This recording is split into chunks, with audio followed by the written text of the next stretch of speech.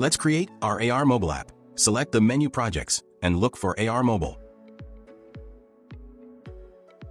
Then click on the button Download Template, and it will automatically download a base project template for augmented reality development. Once it is completed, we can create projects using this template. So you can give a name for your project and select a valid project folder path. For now, you can let Unity Cloud and version control disabled. Then, click on the Create Project folder. The project will start loading. Now is the time to prepare a nice coffee or tea, drink, and wait until the loading is complete. The first project loading usually takes some minutes, due to the compilation of shaders and creation of project structure. In a second time, it will have a faster loading time. Let me speed up the process.